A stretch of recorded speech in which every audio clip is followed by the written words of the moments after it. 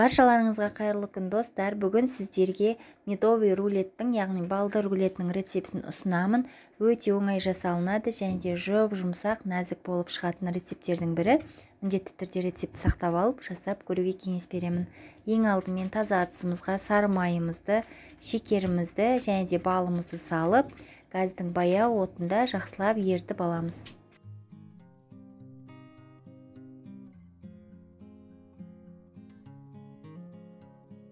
Сары майымыз жақсылап ерігеннен соң ас содамызды қосып осылай жақсылап араластырамыз. Бізде осындай көпіршіктер пайда болуы қажет. Келесі кезекте осы сұйық массамызды азғана суытып аламыз.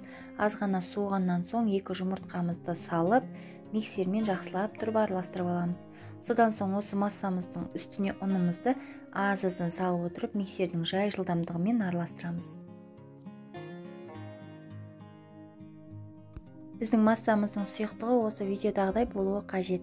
Келесі кезекте арнайы формамызға пергамент қағазын төсеп, жаңағы массамыздың барлығын құйып шығамыз. Содан соң алдын ала қызып тұрған печкеде 180 градуста 8-9 минут аралығында пісіріп аламыз. Біздің бисквитіміз өте тез піседі.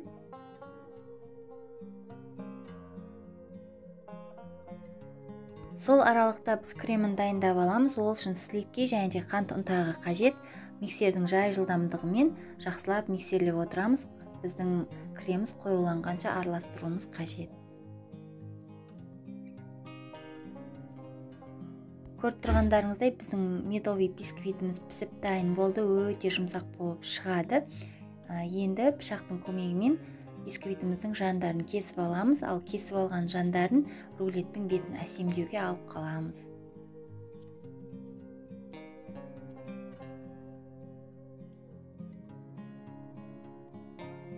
Енді рулетімізге кремімізді жағып шығып, осы пергамент қағазының көмегімен жақсылап нығыздап орап шығамыз.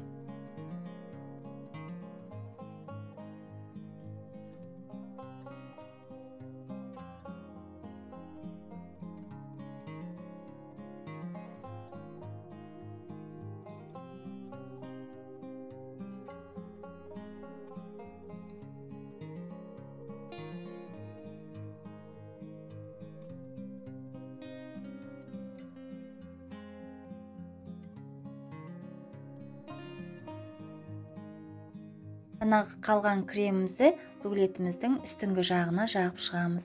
Содан соң жанынан кесіп алған бисквитімізді блендермен осылай ұнтақтатып алып, рулетіміздің бетін осы видеодағыдай әсемдеп шығамыз. Содан соң міндетті түрде тоңазытқышқа жарты сағатқа қойып қойсаңыздар болады.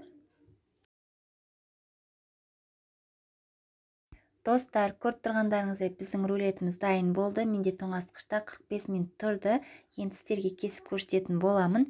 Өте жұмсақ, сондай нәзік, сондай дәмді болып шығады. Міндетті түрде осы рецептпен жасап көруге кеңес беремін. Сіздерге де ұнайды деген ойдамын. Және де осы видеоны соңына дейін қараған болсаңыздар, лайк басып, комментарий қалдыруды ұмытпаңыздар.